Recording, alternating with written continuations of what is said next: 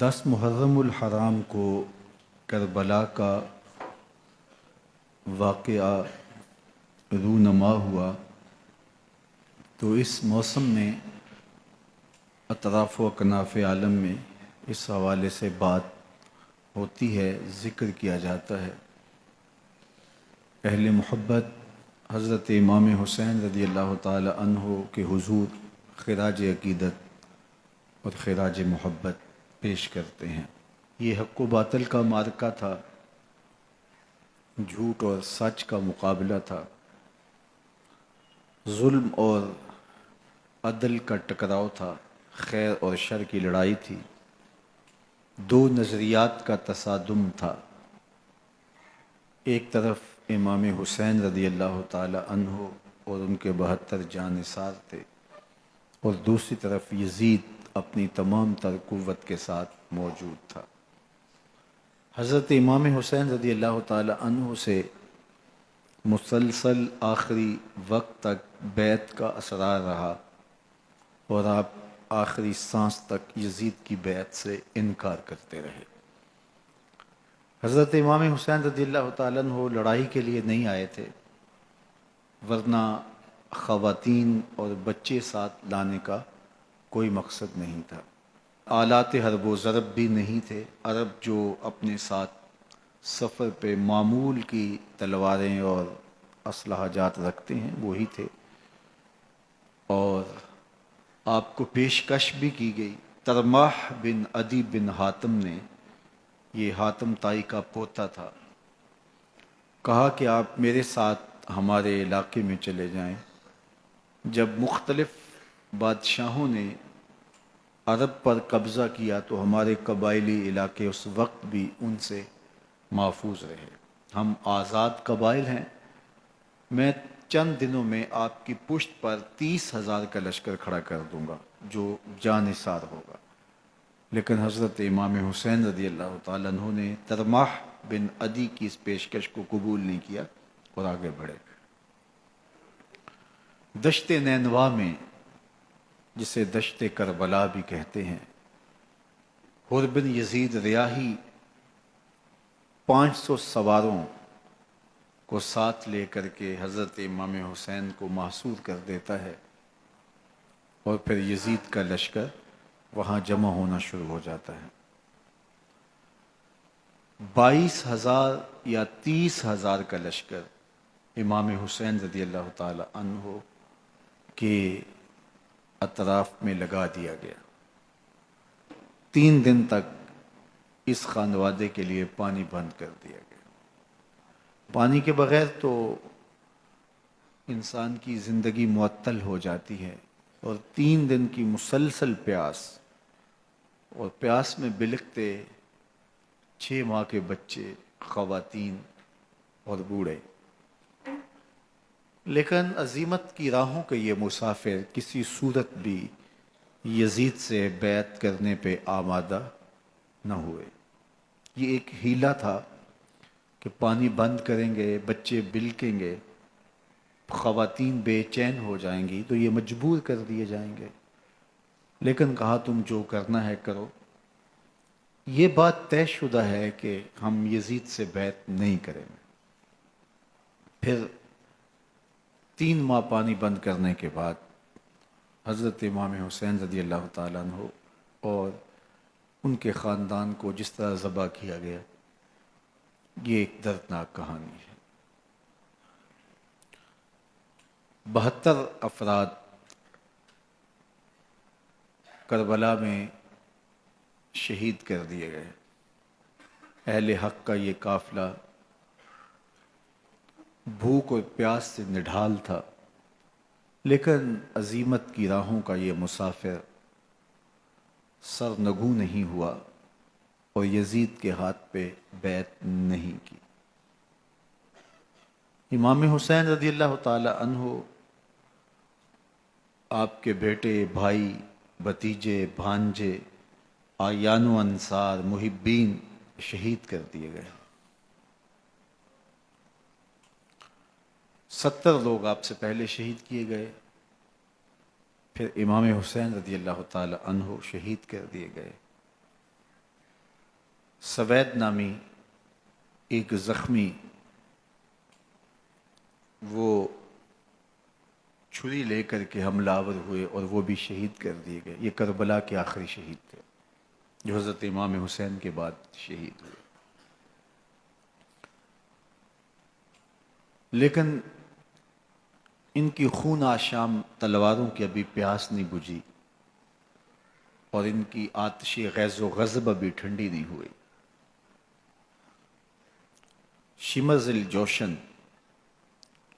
حضرت علی اوسط جنہیں امام زین العابدین کے نام سے دنیا جانتی ہے، 14 سال کی عمر میں تھے، بیمار تھے، خیمے میں گھس کے ان کو بھی شہید کرنے لگا تو حمید بن مسلم نے کہا کہ کیا بچوں کو بھی شہید کیا جائے گا؟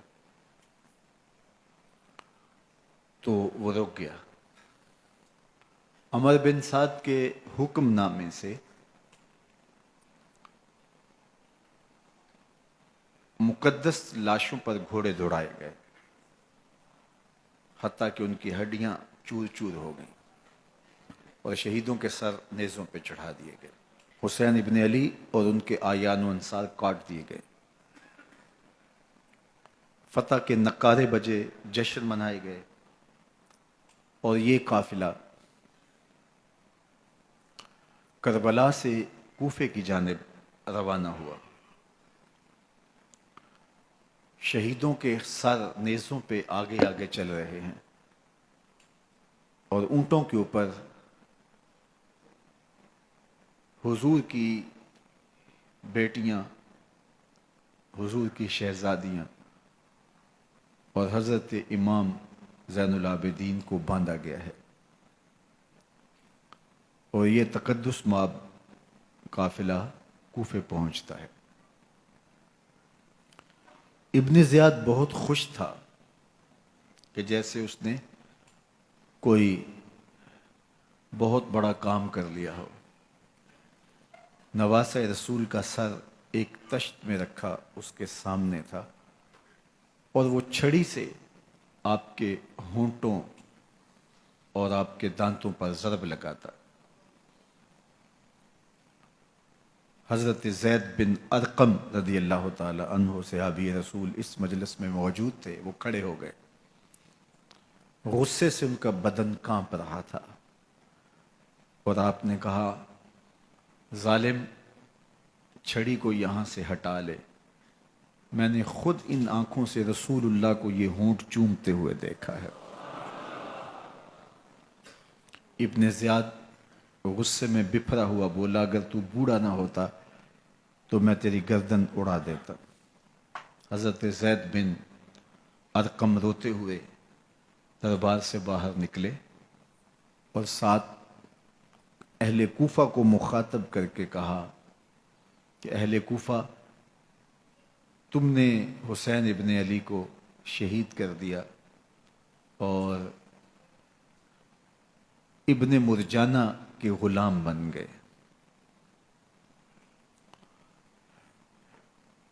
حضرت زینب سلام اللہ علیہا ایک کونے میں بیٹھی تھی، پرانے کپڑوں میں ملبوس. ایک وہ وقت بھی تھا کہ سیدہ زینب سلام اللہ علیہا جب کوفے میں آئیں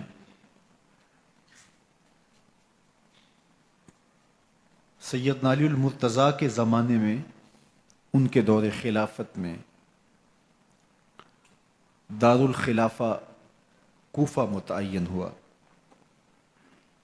تو یہ مدینے سے کوفے آئیں تو اس وقت کوفے کی معزز خواتین نے ان کا استقبال کیا. خلیفۃ المسلمین کی شہزادی، رسول اللہ کی بیٹی سیدہ فاطمہ الزہرا کا عکس حضرت زینب سلام اللہ علیہا کوفے میں داخل ہوئیں. تکریم، عزت اور وقار کے ساتھ آپ کا استقبال کیا گیا اور آپ خواتین کو درس قرآن دیتی، حضور کی شریعت سکھاتی. اور آج وہی کوفہ ہے، وہی دیوار و در ہیں، اور وہی زینب ہے، اور آج زینب کے ساتھ حسین ابن علی کا کٹا ہوا سر ہے۔ پرانے کپڑوں میں ملبوس حضرت زینب سلام اللہ علیہ آج اسی کوفے میں داخل ہوئی ہیں۔ دارالامارت کے ایک کونے میں تشریف فرما ہے کہ ابن زیاد پوچھتا ہے یہ خاتون کون ہے؟ حضرت زینب خاموش رہیں۔ اس نے دوسری مرتبہ پوچھا، آپ پھر خاموش رہیں۔ تیسری مرتبہ پوچھا، آپ پھر خاموش رہیں۔ پھر ایک لونڈی نے بتایا یہ زینب بنت علی ہیں۔ تو اس کے سامنے حضرت امام حسین کا کٹا ہوا سر پڑا تھا، اور وہ حضرت زینب سے مخاطب ہو کے کہنے لگا کہ اللہ نے تمہیں شکست دی اور یزید بن معاویہ کو فتح عطا کی۔ تو حضرت زینب سلام اللہ علیہ پھر دربار ابن زیاد میں ایک خوبصورت خطبہ عطا کیا۔ زینب بول رہی تھی، لگ رہا تھا مولا کائنات بول رہے ہیں۔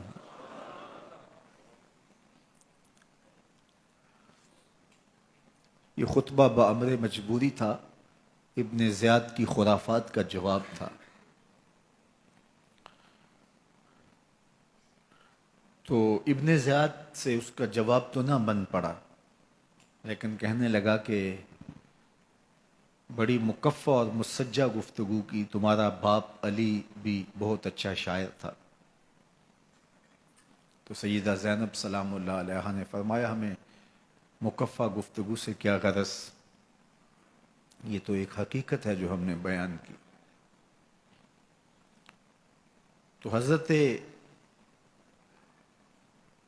علی اوسط امام زین العابدین بھی پاس تھے، تو دیکھ کر کے کہنے لگا کہ یہ لڑکا کون ہے؟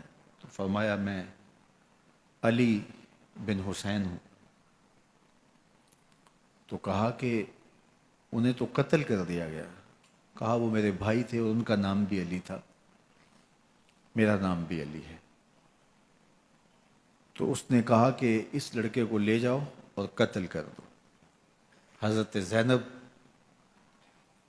علی اوسط امام زین العابدین کے ساتھ چمٹ گئیں اور کہا کہ اگر تم اسے قتل کرو گے تو اس کے ساتھ مجھے بھی قتل کرنا ہوگا۔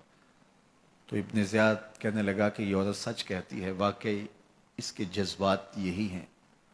اور الصلاۃ جامعہ کی پکار کے ساتھ مسجد کوفہ میں آ گیا۔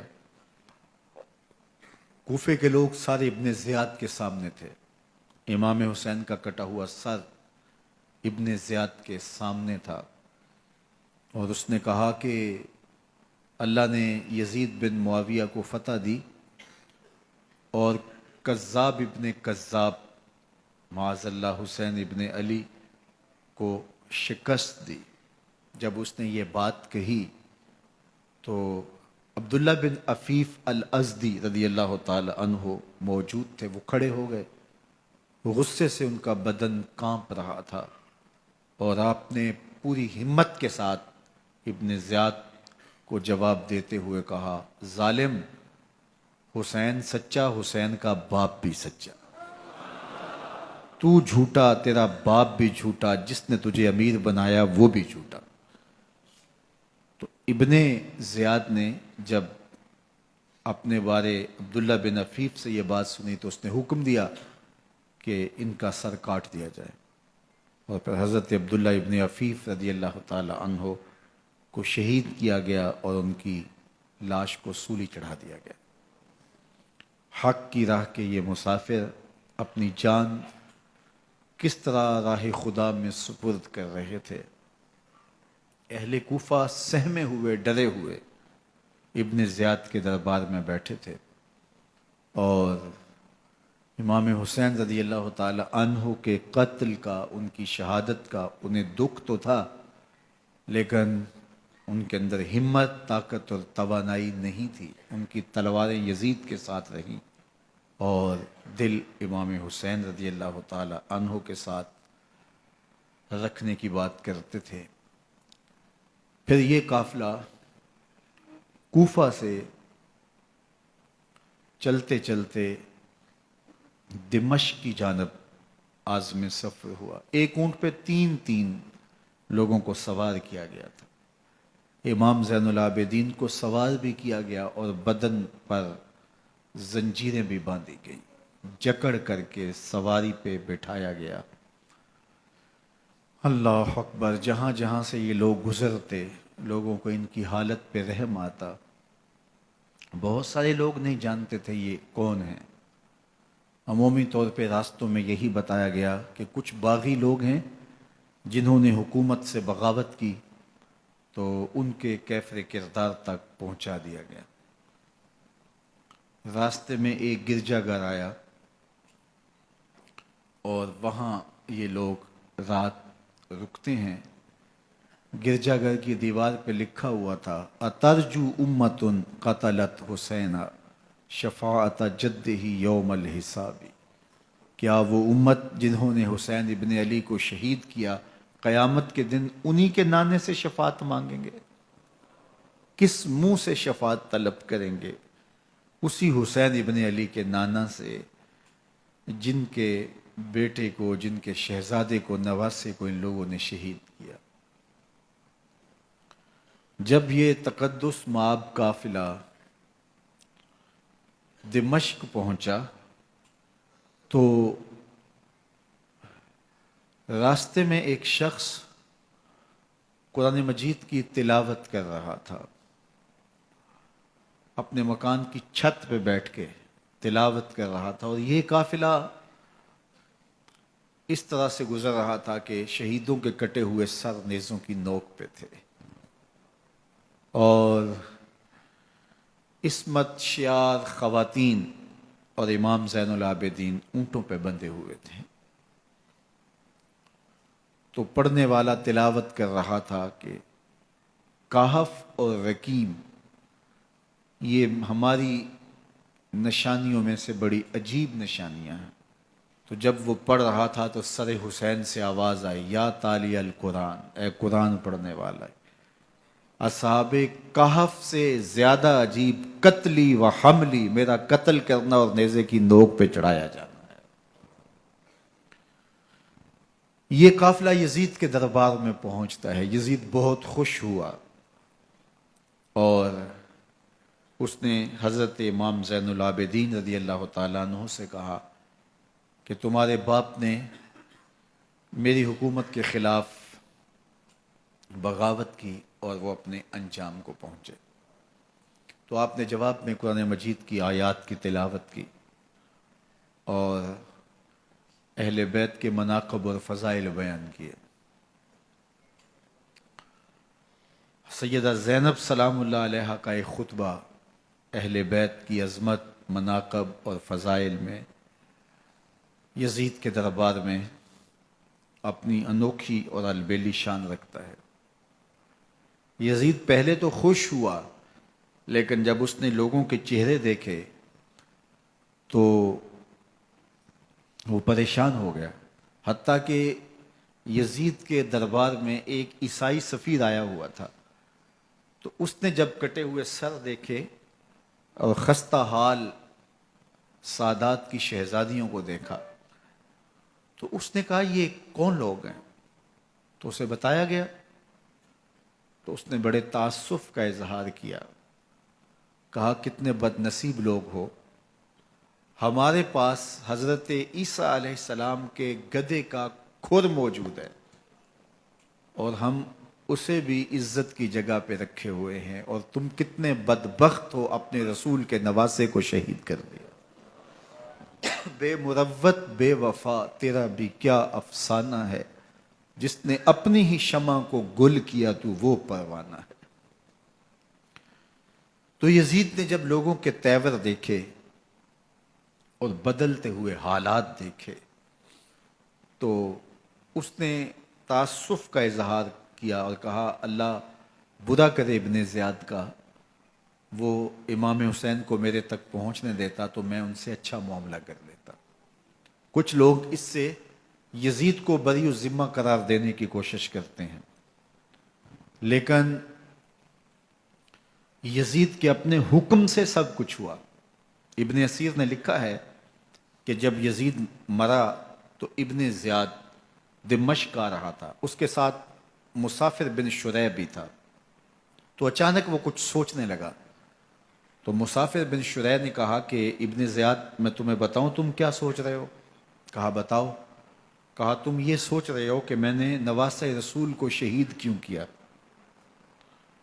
تو کہنے لگا کہ یہ مجھے یزید کا حکم تھا، اور اگر میں نواسہ رسول کو شہید نہ کرتا تو وہ مجھے قتل کر دیتا۔ اور جب مسلم بن عقبہ کو مدینہ المنورہ کی حرمت کو پامال کرنے کے لیے اور حضرت عبداللہ ابن زبیر رضی اللہ تعالیٰ عنہ کی خلافت کے اعلان کے بعد مکہ المکرمہ پر حملے کے لیے جو یزید نے بھیجا، تو اس سے قبل اس نے ابن زیاد کو کہا کہ یہ کام تم کرو۔ تو ابن زیاد نے جو جواب دیا وہ یہ تھا کہ میں تمہارے کہنے پہ پہلے ہی نواسہ رسول کو شہید کر چکا ہوں، اب نواسہ رسول کو شہید کرنا اور کعبۃ اللہ کی حرمت کو پامال کرنا، یہ دو چیزیں میں جمع نہیں کروں گا۔ اور اس نے بادشاہ کے حکم کا انکار کر دیا۔ تو یزید نے امام حسین رضی اللہ تعالیٰ عنہ کی شہادت کا حکم دیا تھا ابن زیاد کو، اور یہ دو گواہیاں میں نے ابن زیاد سے آپ کے سامنے رکھی۔ باقی اس کا یہ سیاسی پینترا کہ وہ تعصب کا اظہار کرے، تو قاتل کی پشیمانی مقتول کی اہمیت تو بڑھا سکتی ہے، لیکن قاتل کے دامن سے قتل کا داغ نہیں دھو سکتی۔ تو حضرت امام حسین رضی اللہ تعالی عنہ کا قتل یزید کو اب نظر آ رہا تھا مجھے بہت مہنگا پڑے گا، آخرت تو برباد ہوئی ہی ہوئی، دنیا بھی میں نے برباد کر لی، اور میری حکومت بھی مستحکم نہیں رہ سکے گی۔ تو اب اس نے یہ کہنا شروع کر دیا کہ خدا برا کرے ابن مرجانہ کا کہ وہ راستہ دے دیتا اور امام حسین کو میرے تک پہنچ دیتا۔ حضرت امام زین العابدین سے اب وہ لجاجت کرنے لگا اور کہنے لگا کہ حضرت آپ کچھ ارشاد فرمائیے۔ تو آپ نے تین چیزیں ارشاد کی۔ آپ نے فرمایا ایک تو ہمیں خیریت سے مدینے بھیج دو، اور دوسری بات کہ قاتلان حسین کو ان کے کیفر کردار تک پہنچاؤ، اور تیسری بات مجھے دمشق کی جامعہ مسجد میں خطبہ جمعہ کی اجازت دو۔ اس نے کہا کہ خطبہ جمعہ کی اجازت بھی دیتا ہوں، آپ کو خیریت سے مدینہ المنورہ بھی روانہ کر دیا جائے گا، لیکن قاتلان حسین کو کیفر کردار تک پہنچانا یہ میرے بس میں نہیں ہے، یہ ممکن نہیں ہے۔ اب مجھے بتائیے، حاکم وقت ہو اور اتنا بڑا سانحہ اور واقعہ ہو گیا ہو، تو وہ وہیں کھڑے کھڑے معذرت کر لے کہ یہ اس بات کو رہنے دو، تو اس کا مطلب سمجھنے میں کسی بھی باشعور شخص کو دیر نہیں لگتی۔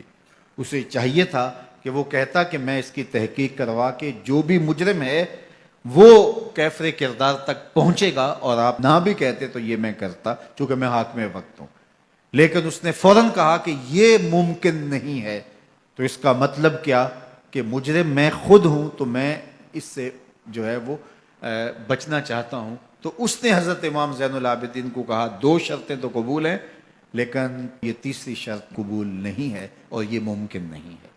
تو یہ واضح اس بات کا اشارہ ہے کہ یزید کے حکم سے، اس کی منشا سے اور اس کے کہنے سے حضرت امام کو شہید کیا گیا، اور اس نے حضرت امام حسین رضی اللہ تعالی عنہ کے مبارک لبوں پر چھڑیاں بھی ماری اور آپ کے دانتوں پر ضربیں لگائیں چھڑیوں کی۔ وہ تو ایک صحابی وہاں موجود تھے جو کھڑے ہو گئے، انہوں نے کہا ارفع ھذا القدیب عن ھاتین الشفتین، ان ہونٹوں سے چھڑی ہٹا لے، میں نے ان آنکھوں سے رسول اللہ کو یہ ہونٹ چومتے ہوئے دیکھا ہے۔ جس طرح ابن زیاد کے دربار میں ہوا تو یہاں بھی ہوا۔ اللہ اکبر۔ تو یزید اپنے تئیں خوش تھا، لیکن لوگوں کے احتجاج کی سکت نہیں لا سکتا تھا کہ نواسہ رسول کو شہید کر دیا گیا، تو وہ یوں اپنی بات کو چھپانا چاہتا تھا، اور بات ابن مرجانہ ابن زیاد پہ ڈالنا چاہتا، لیکن ابن زیاد کہتا ہے کہ اگر یزید کے کہنے پہ میں امام حسین کو قتل نہ کرتا تو میں قتل کر دیا جاتا، اور میں غزوہ کعبہ اور قتل امام حسین دونوں کو جمع نہیں کر سکتا، لہٰذا اب میں یزید کا یہ حکم نہیں مانوں گا، اس نے پہلے مجھ سے بہت بڑی زیادتی کروائی ہے۔ یہ تاریخ کی معتبر کتابوں کے اندر موجود ہے۔ اب یزید نے کہا دو باتیں مان لیتا ہوں، آپ کو مدینہ المنورہ بھی رخصت کر دیتے ہیں، اور دوسرا آپ کو مسجد دمشق میں خطبہ کی اجازت بھی دیتے ہیں۔ اللہ اکبر، یہ وقتی تصرف تھا اس کا، ورنہ یہ کون ہے اجازت دینے والا؟ ممبر تو حسین ابن علی کے نانے کا ہے۔ خیر، مسجد دمشق میں گئے، لوگوں کا ہجوم تھا، حضرت امام زین العابدین ممبر پہ جلوہ فراز ہوئے، خطابت تو ان کے گھر کی لونڈی ہے، تو جب آپ نے کھڑے ہو کر کے خطبہ دیا اور فضائل و مناقب اہل بیت بیان کیے، لوگوں کے سینوں کے اندر آتش محبت اہل بیت کی جوش مارنے لگی۔ یزید ڈر گیا کہ اگر کچھ دیر خطبہ جاری رہا تو کہیں ایسا نہ ہو کہ لوگ میرے خلاف اٹھ کھڑے ہوں، تو اس نے مؤذن کو اشارہ کیا اور وہ اذان دینے لگا، تو اس نے کہا اللہ اکبر اللہ اکبر، تو حضرت امام زین العابدین نے کہا اس میں کوئی شک نہیں کہ اللہ سب سے بڑا ہے۔ پھر کہا اشہد اللہ الہ الا اللہ، تو امام زین العابدین نے فرمایا کہ ہم نے اس بات کی اپنے خون سے گواہی دی ہے کہ اللہ کے علاوہ کوئی معبود نہیں ہے۔ پھر اس نے کہا اشہد ان محمد رسول اللہ، تو حضرت امام زین العابدین نے یزید کی آنکھوں میں آنکھیں ڈال کے کہا یزید دیکھ، اذان میں تیرے نانے کا نام ہے یا میرے نانے کا نام ہے؟ تو حسین ابن علی رضی اللہ تعالیٰ عنہ کا نام کبھی بھی مٹنے والا نہ زیاد کا وہ ستم رہا، نہ یزید کی رہی وہ جفا، رہا تو نام حسین جسے زندہ رکھتی ہے کربلا۔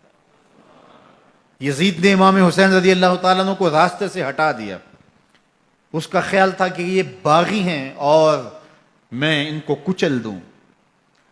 حضرت امام حسین شہید کر دیے گئے، ان کا خاندان شہید کر دیا گیا۔ صرف 14 سال کے امام زین العابدین رضی اللہ تعالی عنہ اس حادثے میں، اس واقعہ میں جو ہے وہ بچے، اور سب سے زیادہ دکھ اپنی آنکھوں سے انہوں نے دیکھے، کربلا کا منظر بھی دیکھا، کوفے کا دارالعمارہ بھی دیکھا، اور دمشق کا دربار یزید بھی دیکھا، اور پھر یہاں سے مدینے پہنچ کر اہل مدینہ سے جو سامنا ہوا امام زین العابدین نے وہ لمحے بھی دیکھے۔ کہتے ہیں اس واقعہ کربلا کے بعد حضرت امام زین العابدین کبھی ہنسے نہیں تھے، جب بھی پانی پینے لگتے تو رو پڑتے، انہیں شاید سکینہ کی پیاس یاد آ جاتی تھی۔ امام زین العابدین کا رنگ زرد ہو جاتا جب کربلا کی یاد آتی، اور بسا اوقات شہر سے وحشت ہونے لگتی اور دور باہر نکل جاتے اور جا کر کے وہاں خیمہ گاڑ لیتے اور مہینہ مہینہ وہاں ذکر و فکر اور عبادت میں لگے رہتے۔ امام زین العابدین کے ہاتھوں میں ہتھ کڑیاں، پاؤں میں زنجیریں، اور اونٹ پہ باندھ کر کے جب حضرت امام زین العابدین کو شہیدوں کی لاشوں کے قریب سے گزارا گیا تو غشی پہ غشی طاری ہو رہی تھی امام زین العابدین پہ، اور وہ گھڑیاں بھی امام زین العابدین پر کتنی دردناک تھیں کہ جب شہزادیاں اونٹوں کے ساتھ باندھی گئی تھی اور امام زین العابدین اپنے بابا کا سر اپنے سامنے چلتا ہوا دیکھتے تھے، اور یہ دردناک لمحے کہ جب رات کی گھڑی آئی تو زینب سلام اللہ علیہ نے دیکھا کہ زین العابدین کے آنسو نہیں تھمتے اور ان کو غشی پہ غشی آتی ہے، تو وہ آگے بڑھ کے ان کو اپنی آغوش میں سمیٹتی ہیں اور کہا زین العابدین کیا ہوا؟ کہا کہ پھپھو جان اگر ہو سکے تو بابا کا سر کچھ دیر کے لیے میری گود میں نہیں آ سکتا ہے۔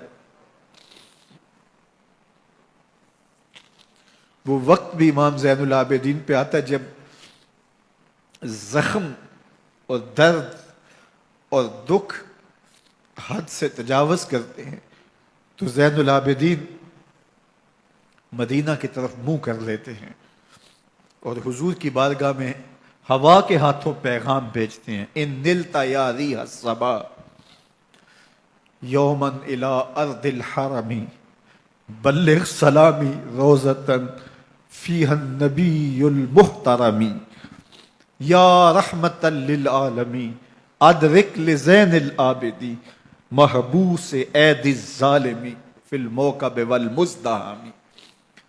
امام زین العابدین نے یہ سارا دردناک منظر اپنی آنکھوں سے دیکھا اور یہ سارے دکھ سہے۔ امام زہری کہتے ہیں کہ ولید کے زمانے میں دوبارہ امام زین العابدین کو پکڑ لیا گیا اور ان کے ہاتھوں میں دوبارہ ہتھ کڑیاں اور پاؤں میں بیڑیاں ڈال دی گئیں۔ میں ملنے گیا تو جو ہی امام کے ہاتھوں میں ہتھ کڑیاں دیکھی تو میرا دل ڈولنے لگا اور میری آواز گلے میں دب گئی اور آنسو تھے کہ تھمتے نہیں تھے۔ تو امام زین العابدین نے مجھے دیکھا تو مجھے تسلی دیتے ہوئے کہا زہری کیا ہوا تمہیں؟ تو میں نے کہا حضرت کربلا میں تھوڑے دکھ دیکھے تھے اور اب یہ حالت مجھ سے دیکھی نہیں جا رہی۔ تو امام زین العابدین نے ان زنجیروں کو اور ان ہتھ کڑیوں کو جن سے آپ جکڑے گئے تھے جھٹکا دیا، لوہے کی زنجیریں ٹوٹ گئیں۔ کہا زہری ہم اللہ کی تقدیر پہ راضی ہے ورنہ یہ زنجیریں کیا ہوتی ہیں۔ امام زین العابدین کو اللہ نے عزتوں سے نوازا تھا، ہر دور کے حاکم وقت ڈرتے تھے اور ان کی عزت سے حسد کرتے تھے۔ ولید بن عبد الملک بنو امیہ کا بڑا تگڑا حکمران گزرا ہے۔ ایک دن طواف کرتے کرتے حجر اسود کے سامنے آیا اور اس کے دل میں آیا کہ میں حجر اسود کو بوسہ کروں، لیکن رش اتنا تھا کہ آگے بڑھنے کی ہمت نہ ہوئی اور پیچھے ہٹ کے کھڑا ہو گیا کہ رش کم ہوتا ہے تو میں حجر اسود کو چومتا ہوں۔ اتنے میں امام زین العابدین رضی اللہ تعالی عنہ وہ بھی طواف کرتے کرتے حجر اسود کے قریب آئے، ایک لمحے کے لیے توقف کیا، لوگوں نے راستہ چھوڑ دیا۔ امام زین العابدین آگے بڑھے، حجر اسود کو چوما، پھر آگے بڑھ گئے۔ ولید بن عبد الملک کو بڑا غصہ آیا کہ لوگوں نے میرے لیے تو راہیں نہیں چھوڑی اور زین العابدین کے لیے راہیں چھوڑ دی ہیں۔ تو وہ اپنے درباری شاعر کو، فرزدق کو جو اس کے ساتھ کھڑا تھا، اس کو پوچھتا ہے من ھذا، یہ کون ہے؟ حالانکہ اسے پتا تھا یہ امام زین العابدین ہے۔ بعض اوقات سوال تفہیم کے لیے کیا جاتا ہے، سمجھنے کے لیے کیا جاتا ہے، اور بعض اوقات سوال تحقیر کے لیے کیا جاتا ہے۔ جس طرح کسی شخص کو آپ پسند نہ کرتے ہو اور وہ کوئی کام کرے تو آپ کہتے ہیں یہ کون ہے، یہ کون ہے؟ تو اس نے کہا من ھذا، یہ کون ہے؟ اب فرزدق شاعر تھا اور درباری شاعر تھا، اسے اچھی طرح پتا تھا کہ من ھذا سے بادشاہ کیا سننا چاہتا ہے، لیکن آج اس کی غیرت ایمانی جاگی۔ بادشاہ نے کہا من ھذا، یہ کون ہے؟ تو فرزدق نے بادشاہ کی آنکھوں میں آنکھیں ڈال کے کہا بادشاہ تو نہیں جانتا یہ کون ہے؟ اس کو تو بطحا کے سنگ ریزے بھی جانتے ہیں، اس کو تو زمین والے بھی جانتے ہیں، آسمان کے فرشتے بھی جانتے ہیں۔ یہ فاطمہ کا بیٹا ہے، یہ علی کا شہزادہ ہے، یہ رسول اللہ کا نواسہ ہے۔ تیرا من ھذا کہنا اس معرفہ کو نکرا نہیں کرے گا، یہ کل بھی معرفہ تھا، یہ آج بھی معرفہ ہے۔ کھڑے کھڑے امام زین العابدین کی شان میں ایک طویل قصیدہ لکھ دیا۔ بادشاہ تو اس سے کچھ اور سوچ رہا تھا، الٹ ہو گیا، اس نے ایک فرزدق کو جیل میں ڈال دیا۔ امام زین العابدین کو پتا چلا آپ نے اشرفیوں کی 2 تھیلیاں خادم کے ہاتھ بیچی کہ ہماری وجہ سے تمہارے اوپر یہ افتاد پڑی ہے۔ تو اس نے تھیلیاں قبول کی، چوما آنکھوں سے لگائیں اور پھر خادم کے ہاتھ میں دیتے ہوئے کہا امام کو میرا سلام دے دینا اور کہنا حضرت ساری زندگی نے ٹگوں کے لیے، ان پیسوں کے لیے، اشرفیوں کے لیے شاعریاں کی ہیں، یہ جو میں نے قصیدہ لکھا ہے آپ کے نانا کی شفاعت کے لیے لکھا ہے، جو دلوں کو فتح کر لے وہی فاتح زمانہ۔ امام حسین کو تو کاٹ دیا گیا نا، اس لیے کاٹ دیا گیا کہ یہ ہماری حکومت سے بغاوت کر رہے ہیں، انہوں نے یہ کہا، بہانہ یہ بنایا، نظم حکومت میں یہ مخل ہو رہے ہیں، لہٰذا انہیں شہید کر دیا گیا۔ نہ صرف انہیں شہید کیا گیا، سر کاٹے گئے، نیزوں کی نوک پہ چڑھائے گئے، لاشوں پہ گھوڑے دوڑائے گئے۔ کیا کیا ظلم تھا، کیا کیا جبر تھا جو روا نہیں رکھا گیا۔ پیاسا رکھا گیا، بھوکا رکھا گیا، 6 ماہ کے بچے بھی نہیں چھوڑے گئے۔ امام حسین جب حضرت علی اصغر کو اپنے ہاتھوں پہ اٹھا کے فرات کے کنارے جا کھڑے ہوئے تو آپ نے اشقیاء سے مخاطب ہو کے کہا کہ تمہاری لڑائی تو مجھ سے ہے، اس 6 ماہ کے بچے نے تمہارا کچھ نہیں بگاڑا۔ چلو سے پانی بھرا تاکہ اصغر کا حلق تر ہو جائے، تو پانی ابھی حلق تک نہیں پہنچا، 2 شاخہ سنسناتا ہوا تیر آیا اور علی اصغر کا گلا چیر گیا۔ اور کہتے ہیں وہ جو تیر تھا جو حضرت علی اصغر کا گلا چیر کے آگے گزرتا ہے، وہ تیر تھا جو جانوروں کو مارنے کے لیے استعمال کیا جاتا ہے۔